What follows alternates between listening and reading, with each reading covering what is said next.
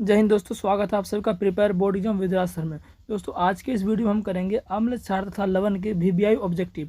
और अगर आप इस वीडियो को देख लेते हैं तो इस चैप्टर से जो भी ऑब्जेक्टिव आएगा आप उसको नहीं छोड़िएगा, क्योंकि मैंने जो आपको कराया है बहुत ही वीवीआई क्वेश्चन है। सारा क्वेश्चन मैंने नहीं लिया है, लेकिन मैं इतना क्वेश्चन जरूर करा दूंगा कि आपके एग्जाम से वो क्वेश्चन बाहर नहीं जाएगा। ठीक है, तो वीडियो को लास्ट तक देखिएगा। चैनल पर नए है तो चैनल को सब्सक्राइब जरूर कर दीजिए और बेल आइकन दबा दीजिएगा। ठीक है, तो चलिए आज का वीडियो हम देखते हैं। प्रश्न संख्या 1 से देखते हैं। ठीक है, तो मैं आपको दिखाता हूँ प्रश्न संख्या 1 से लेकर। ठीक है, चलिए तो प्रश्न संख्या 1 है, ध्यान से देखिएगा। कह रहा है एक छात्र जांच परखनली में, परखनली दोस्तों क्या होता है, एक ऐसे होता है प्रयोगशाला में, ऐसे परखनली होता है। परखनली में लिए गए सोडियम बाइकार्बोनेट, अब परखनली में क्या क्या है, सोडियम बाइकार्बोनेट ले लिया है। सोडियम बाइकार्बोनेट का सूत्र होता है NaHCO3, ये होता है आपका सोडियम बाइकार्बोनेट का सूत्र। तो इसका पाउडर कुछ इसमें जो है आपका ले लिया गया, इसमें ले लिया गया। ठीक है, कह रहा है कि तनु विलयन में, तनु का मतलब होता है किसी में पानी डालना, उसी तनु विलयन में सार्वभौमिक सूचक की कुछ बूंद मिला देते हैं तो निम्नलिखित में कौन सा रंग दिखेगा। तो याद रख लीजिएगा, ये दिखता है आपका हरा रंग दिखता है। क्या दिखता है, हरा रंग दिखता है। तो इसका आंसर क्या हो जाएगा, ऑप्शन नंबर बी हो जाएगा। सार्वभौमिक सूचक क्या होता है आपका, जो दिख रहा है आपको, ये कहाँ गया, ये रहा सार्वभौमिक सूचक। इसको बोलते हैं पीएच को। पीएच क्या होता है, इसमें बहुत प्रकार के सूचक मिक्स रहते हैं ना, इसी को हम बोलते हैं सार्वभौमिक सूचक बोलते हैं। ठीक है, चलिए तो अब देखते हैं प्रश्न संख्या 2। आपको जितना प्रश्न आया आप हमें कमेंट में भी बताइएगा, सर हमको इतना आता है। ठीक है, तो प्रश्न संख्या 2 है, देख सकते हैं। निम्नलिखित में से किस विलयन का उपयोग दीवारों की सफ़ेदी के लिए किया जाता है। मतलब दिवाली का टाइम अभी चला गया, तो दिवाली में क्या करते हैं, बहुत लोग चूना से पेंट करते हैं ना, चूना से पेंट करते हैं। चूना सूत्र क्या होता है, CaO होता है। ठीक है, तो चूना को कैसे कर, सिर्फ चूना से नहीं करते, चूना में क्या करते हैं, CaO, ये चूना सूत्र है। इसमें क्या करते हैं, पानी मिला देते हैं, मतलब पानी सूत्र क्या होता है, H2O। तो जब ये अभिक्रिया करता है देखते हैं कि बहुत गर्म हो जाता है, बाल्टी में डालते हैं तो ये बनता है CaOH का होल टू एच। तो ये जो बनता है ना CaOH, इसी को हम दीवार पर चूना लगाते हैं। तो ऑप्शन नंबर क्या है, ऑप्शन नंबर बी इसका आंसर हो जाएगा। ठीक है, चलिए क्वेश्चन नंबर नेक्स्ट देखते हैं। क्वेश्चन नंबर 3 है कि कोई विलयन नीले लिटमस पत्र को, देखिए आप कॉपी पेन लेकर लिख भी लीजिएगा, मैं बहुत इंपॉर्टेंट को चीज़ बोल भी देता हूँ तो उस पॉइंट को आप लिख भी लीजिएगा। ठीक है, चलिए कह रहा है कोई विलयन नीले लिटमस पत्र को लाल कर देता है तो इसका पीएच मान संबंधक क्या है। पहले आप 1 मिनट रुकिए, मैं आपको उससे बताता हूँ कुछ कॉन्सेप्ट, तभी क्वेश्चन को देखेंगे। देखिए पीएच का मतलब क्या होता है, पीएच का दोस्तों मतलब होता है, फुल फॉर्म होता है पोटेंशियल ऑफ हाइड्रोजन। मतलब किसी विलयन में हाइड्रोजन आयन की सांद्रता को ही क्या कहते हैं, पीएच कहते हैं। ठीक है, चलिएगा तो अब पीएच का मान जो होता है कुछ होता है। ठीक है, तो पीएच का मान जो एक होता है पीएच स्केल, तो 0 से लेकर 14 के बीच होता है आपका। ये सब पॉइंट लिख लीजिए आप। पीएच स्केल कहाँ से कहाँ तक होता है, 0 से लेकर 14 तक होता है।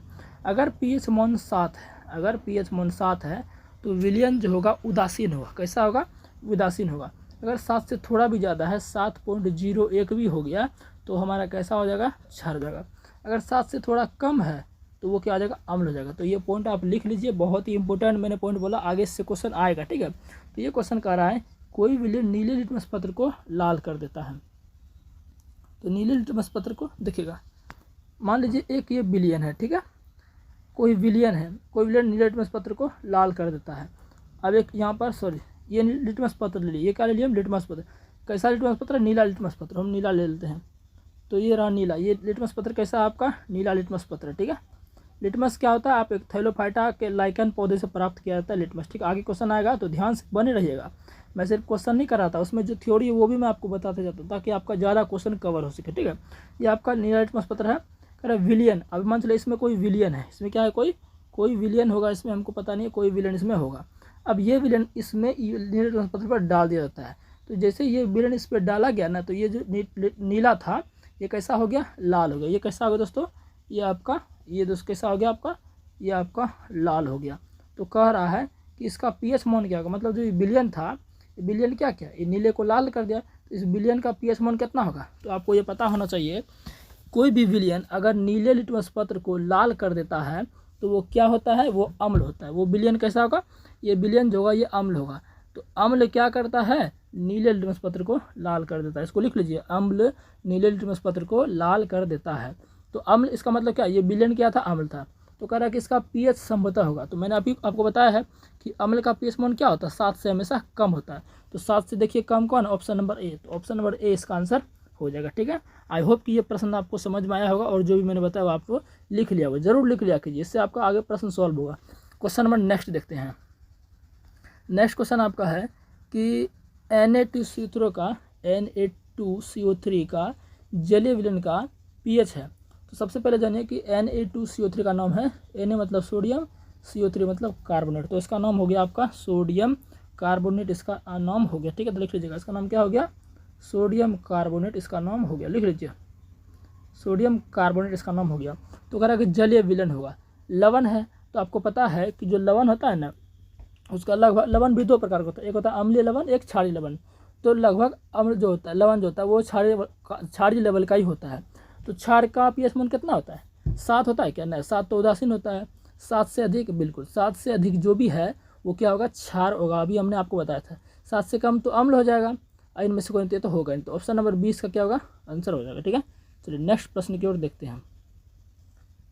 नेक्स्ट प्रश्न है बहुत ही इंपॉर्टेंट, एग्जाम में आने वाला, कह रहा है कि ऑक्जेलिक अम्ल का प्राकृतिक स्रोत इनमें से कौन सा है। तो ऑक्जेलिक अम्ल, कह रहा है ऑक्जेलिक अम्ल किसमें पास है, इसका आंसर होगा टमाटर। ये पॉइंट आप याद रख लीजिए। कुछ पॉइंट है, संतरा जब खाते हैं, संतरा में क्या पास्ता है आपका, सिट्रिक अम्ल पास्ता, इसको लिख लीजिए। ठीक है ना, संतरा में सिट्रिक अम्ल पास्ता, इसको लिख लीजिए आप। तो आपका सिरका है, इसमें एसिटिक अम्ल पास्ता, और इमली में टार्टरिक अम्ल, सबको लिख लीजिएगा। ठीक है, चलिए तो नेक्स्ट प्रश्न देखते हैं अब, प्रश्न संख्या 6। तो प्रश्न संख्या 6 देखिएगा, कह रहा है कि निम्नलिखित में से कौन सा आयन लाल लिटमस विलयन को नीला कर सकता है। कह रहा है कि लाल को, मतलब लाल लिटमस को नीला कर देता है। तो आपको पता होना चाहिए, अभी हमने बताया था कि जो अम्ल है, अम्ल क्या करता है, नीले को लाल कर देता है, नीलों को लाल कर देता है। कौन, अम्ल। अम्ल जब नीले को लाल कर देता है तो क्षार क्या करेगा, लाल को नीला कर देगा, लिख लीजिए। क्षार क्या करता है, क्षार लाल को नीला कर देता है, इसको लिख लीजिए पॉइंट। अम्ल नीले को लाल करता है, क्षार लाल को नीला करता है। ठीक है, तो कह रहा लाल को नीला कौन करेगा, वही नहीं कह रहा, लाल को नीला कौन करेगा, तो कौन करेगा, क्षार करेगा। तो लेकिन यहाँ क्षार लिखा हुआ ना, ऑप्शन में कुछ अलग है, इसका आंसर क्या रहेगा, ऑप्शन नंबर बी। देखिए अब OH माइनस का मतलब क्या हुआ सर जी, OH माइनस है, इसका मतलब हो गया कि जो OH माइनस है ना, ये क्षार का आयन है, क्या है, क्षार का आयन है, और जो H प्लस दिख रहा है ये आपका अम्ल का आयन है। तो ये पॉइंट ध्यान रखिए, तो ऑप्शन नंबर 20 का करेक्ट आंसर हो जाएगा। फिर नेक्स्ट प्रश्न देखते हैं, सबको लिखते जाइएगा। क्वेश्चन नंबर 7 है कि संगमरमर का रासायनिक सूत्र क्या है। देखिए जो संगमरमर आपने नाम सुना होगा, जो ताजमहल आपका बना है ना, वो संगमरमर के पत्थर से ही बना है, मार्बल जो बोलते हैं।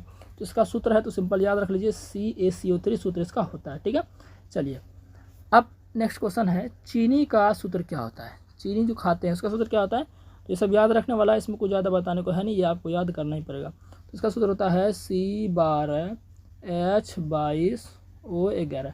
तो ऑप्शन नंबर ये किस में है, ऑप्शन नंबर सी इसका आंसर हो जाएगा। ठीक है, नेक्स्ट प्रश्न देखते हैं। तो क्वेश्चन नंबर 9 देखिएगा, कह रहा है सोडियम कार्बोनेट, कह रहा है सोडियम कार्बोनेट का सूत्र क्या है। तो सोडियम कार्बोनेट का होता है Na2CO3 होता है। ठीक है, यहाँ सोडियम कार्बोनेट है, अगर बोल देगा सोडियम बाई कार्बोनेट तो हो जाएगा NaHCO3। ठीक है, Na2CO3 क्या है, ये आपका सोडियम कार्बोनेट है। अगर सोडियम बाई कार्बोनेट बोलता तो NaHCO3 होता है, तो सोडियम कार्बोनेट ना बोल रहा है, इसका आंसर क्या है, ऑप्शन नंबर ए हो जाएगा। ठीक है, नेक्स्ट क्वेश्चन देखते हैं। कह रहा है सल्फ्यूरिक अम्ल का सूत्र क्या है। इसका सूत्र होता है H2SO4। ठीक है, ये होता है सल्फ्यूरिक अम्ल, इसको हाइड्रोजन सल्फेट भी बोलते हैं। ऑप्शन नंबर बी इसका आंसर हो जाएगा। ठीक है, नेक्स्ट क्वेश्चन देखते हैं। नेक्स्ट क्वेश्चन आपका है कि नीला थोथा। ठीक है, सूत्र है एक, नीला थोथा तुतिया, इसको तुतिया ही बोलते हैं, का रासायनिक सूत्र क्या होता है। तो इसका सूत्र होता है CuSO4 × 5H2O। तो ऑप्शन नंबर बी इसका हो जाएगा। ठीक है, चलिए अब प्रश्न संख्या 12 है, बेकिंग पाउडर का सूत्र क्या होता है। जो बेकिंग पाउडर आप खाते हैं ना, उसका सूत्र क्या आता है, जो ऑप्शन नंबर ये दिख रहा है ना, NaHCO3, यही इसका आंसर जाएगा। ठीक है, ये सूत्र है, तो इसमें मैं कुछ बता नहीं सकता, सिंपल इसको आपको याद करना है तो करना है। ठीक है, चलिए नेक्स्ट क्वेश्चन है, खड़िया का रासायनिक सूत्र क्या होता है। खड़िया का, देखिए मैं बताता हूँ, जो अभी आप जो संगमरमर का सूत्र क्या होता है, CaCO3 होता है ना, और यही खड़िया का भी सूत्र होता है। तो ऑप्शन नंबर सी इसका आंसर हो जाएगा। ठीक है, यही खड़िया का सूत्र होता है, यही आपका बुझावा चूना और जो कैल्शियम कार्बोनेट, यही संगमरमर का सूत्र सब यही होता है। ठीक है, तो ऑप्शन नंबर सी इसका आंसर हो जाएगा। नेक्स्ट प्रश्न देखते हैं। प्रश्न संख्या 14 है, ग्लूकोज का सूत्र क्या होता है? ग्लूकोज का रासायनिक सूत्र क्या होता है? तो ग्लूकोज का होता है C6H12O6। क्या होता है? C6H12। जितने भी ये सूत्र है ना एग्जाम में हमेशा आता है, इसलिए इसको याद रख लीजिए। ये ग्लूकोज का सूत्र होता है। चीनी का मैंने आपको बता ही दिया था, क्या होता है? C12H22O11। ये चीनी सूत्र होता है, ठीक है। चलिए नेक्स्ट क्वेश्चन है, नेक्स्ट क्वेश्चन देखते हैं। नेक्स्ट क्वेश्चन आपको है, निम्नलिखित में कौन लवण है? देखिए लवण पूछ रहा है कि लवण कौन सा है। तो लवण कौन सा है? आपको पता है कि HCl क्या है? ये आपका हाइड्रोक्लोरिक अम्ल है। NaOH क्या है? हाइड्रोक्साइड, सोडियम हाइड्रोक्साइड का क्षार है। NH4OH का, ये भी आपका क्षार है। तो बच कौन गया? K2SO4। देखिए जिसमें SO4 सब CO3 सब दिखे ना, तो वो आपका क्या होता है? लवण होता है, ठीक है। तो ऑप्शन नंबर सी इसका आंसर हो जाएगा। K2SO4 क्या एक लवण है, पोटेशियम सल्फेट।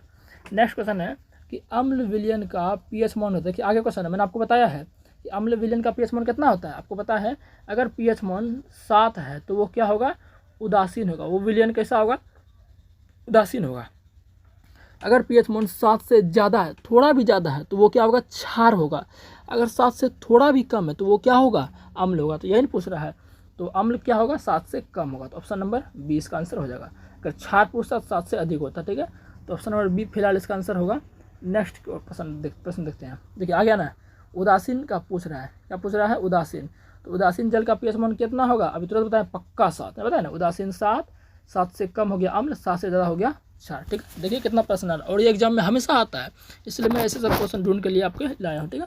प्रश्न संख्या 18 देखिए, कह रहा है कि निम्नलिखित में से pH का कौन सा मान क्षारक विलयन का मान देता है।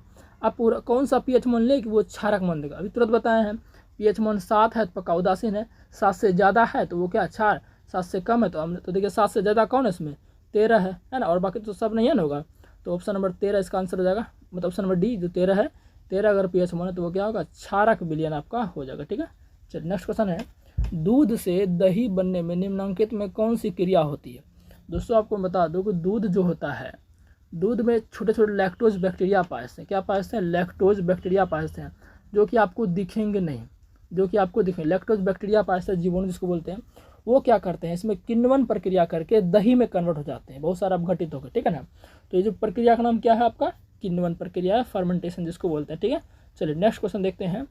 प्रश्न संख्या 20 है, लिटमस विलयन में दिखा रहा है, लिटमस विलयन बैंगनी रंजक होता है जो निम्न में से किससे निकाला जाता है।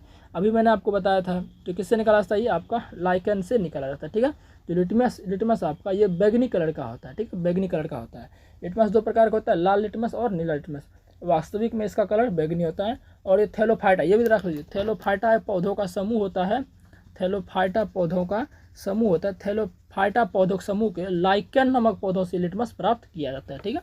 चलिए नेक्स्ट क्वेश्चन है, सोडियम कर्निट, यहाँ कर्निट नहीं होगा, सोडियम कार्बोनेट है, ठीक है। यहाँ लिखिए कार्बोनेट, यहाँ क्या है? सोडियम कार्बोनेट है, ठीक है। सोडियम कार्बोनेट के जलीय घोल में मिथाइल ऑरेंज का घोल मिलाने पर घोल का रंग कैसा होता है? समझिएगा, ध्यान से समझिएगा। देखिए कह रहा है, एक मिनट, सोडियम कार्बोनेट के जो मिथाइल ऑरेंज, सोडियम कार्बोनेट, देखिए मान चलिए ये बीकर है, कर जलीय घोल लेकर रहा है, इसमें हम सोडियम कार्बोनेट मिला दें, ठीक है। अब कह रहा है सोडियम कार्बोनेट के जलीय घोल में मिथाइल ऑरेंज का घोल मिलाने पर, जो दोस्तों आप बता दें कि मिथाइल ऑरेंज क्या होता है। तो दोस्तों मिथाइल ऑरेंज जो होता है ये आपका होता है एक संश्लेषित सूचक होता है। सूचक भी बहुत प्रकार के होता है, हमने पढ़ाया हुआ, जाके देख सकते हैं आप, ठीक है। ये आपका संश्लेषित सूचक क्या होता है? संश्लेषित सूचक क्या होता है? जो कृत्रिम तरीके से बनाए जाते हैं वो आपका संश्लेषित सूचक होता है। एक होता है फिनोप्थिलीन, एक होता है मिथाइल ऑरेंज, ठीक है। तो मिथाइल इसका जो कलर होता है वो लाल दिखता है, लेकिन जैसे ही मिथाइल ऑरेंज को सोडियम कार्बोनेट, क्या ये क्षार है, ये क्या है आपका? क्षार है। तो जैसे ही इनको इसमें मिलाते हैं ना, तो इनका कलर कैसा हो जाता है? हल्का पीला। कैसा हो जाता है? हल्का पीला हो जाता है। तो ऑप्शन नंबर ए इसका आंसर हो जाएगा, ठीक है। चलिए नेक्स्ट क्वेश्चन देखते हैं। सॉरी नेक्स्ट क्वेश्चन यहाँ आपका क्वेश्चन नंबर 22 है। देख सकते हैं कि किसी कोलाइडी विलयन में निलंबित कणों से प्रकाश के प्रकीर्णन को क्या कहा जाता है? समझिएगा ध्यान से। कोलाइडी विलयन क्या होता है? आपने 9th क्लास में पढ़ा होगा। कोलाइडी किरण क्या होता है? जिनके छोटे छोटे का ना छानने पर भी बच जाए, जैसे आपका दूध हो गया है ना, एक तरह से निलंबन होता है। एक दूध हो गया, आपका खून हो गया, ये सभी क्या है? कोलाइडी विलयन है। कोलाइडी क्या है? विलयन है, ठीक है। तो इन सब को जब दूध को आप छान भी लीजिएगा फिर भी देखिएगा आपको कुछ थोड़ा सा कण मिलेगा। खून को भी छानिएगा तो उसमें बहुत सारा आपको कण पाया जाएगा, तो उसे क्या बोलते हैं हम? कोलाइडी विलयन। तो बोलेंगे रक्त कैसा है? कोलाइडी विलयन है। दूध भी कैसा है? कोलाइडी विलयन है, ठीक है। तो कह रहा है जब इन सभी से या दूध या खून से निलंबित कणों से प्रकाश की प्रक्रिया, जब दूध के मंत्र लिए, ये हमारा दूध है, ठीक है, इसमें दूध रख दिए, उजला उजला दूध होता है आपका। अब इसमें से क्या कर रहे हैं हम, टॉर्च जला रहे हैं। क्या जला रहे हैं आपका, टॉर्च जला रहे हैं। जैसे टॉर्च जलाएंगे तो रोशनी जाएगा, इसमें रोशनी जाएगा ना, देखिए ध्यान से, रोशनी जाएगा, इसमें रोशनी जाएगा, तो रोशनी जाएगा ना, तो दूध इस आर पार रोशनी चला गया, दूध उजला होता है उससे आर पार रोशनी चला जाएगा। तो हमको ना यहाँ देखिए रास्ता दिखने लगता है कि टॉर्च का रोशनी जा रहा है। काहे कि ये क्या कोलाइडल विलेन है, और ये जो घटना होता है ना, इसको बोलते हैं टिंडल प्रभाव, क्योंकि टिंडल वैज्ञानिक ने इसको बताया था, इसीलिए इसको टिंडल प्रभाव कहते हैं। अब फिर जब आप पानी से करिएगा ना तो नहीं होगा। जब आप दोस्तों पानी से करिएगा, मान चलिए बीकर ले लिए, इसमें आप पानी घुसा दिए, ठीक है, अब टॉर्च बारिए, इसमें आपको पता नहीं चलेगा, रोशनी इसमें पता नहीं चलेगा, क्योंकि पानी क्या कोलाइडल विलेन नहीं है, पानी एक सिंपल विलियन होता है, ठीक है। चलिए, तो 22 नंबर भी आपका हो गया। अब देखते हैं क्वेश्चन नंबर नेक्स्ट क्या क्वेश्चन नंबर 22 तक ही था।